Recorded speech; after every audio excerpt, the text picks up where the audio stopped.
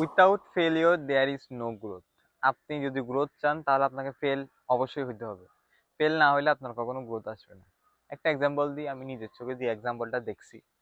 আমাদের এলাকায় একটা হচ্ছে শেফ আছে, যে শেফটা বর্তমানে অনেক বেশি জনপ্রিয়, যার বুকিং নেওয়ার জন্য আপনাকে অনেক লম্বা লাইন ধরতে হয়।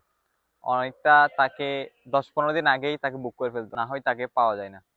শুরুটা কিরকম ছিল, ওই শেফটা প্রথম যে বিরিয়ানিটা রান্না করছিল ওটা আমি খাইছি, মানে আমরা খাইছি আর কি।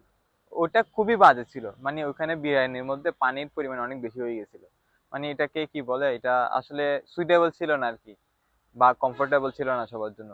মানে সবাই অনেক বেশি গালি দিয়েছে এটা খাওয়ার পর। এখন ওই মানুষটাই নিজেকে এমন ভাবে ডেভেলপ করছে, বর্তমানে বিরিয়ানির জন্য আমাদের এলাকায় উনি প্রসিদ্ধ। মানে উনাকে উনাকে ছাড়া বিরিয়ানি হয় না। মানে আমাদের বাড়িতে যতবার বিরিয়ানি রান্না করবে সবার আগে ওনাকে কল দিবে। ওনাকে যদি পাই উনাকে নিয়ে আসে, উনাকে যদি না পাই তাহলে অন্য কাউকে আনে।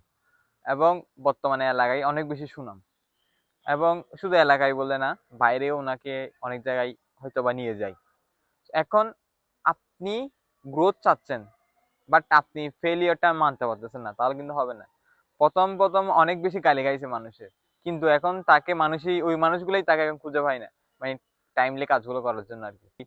গ্রোথ চান তাহলে আপনাকে অবশ্যই ফেল হইতে হবে।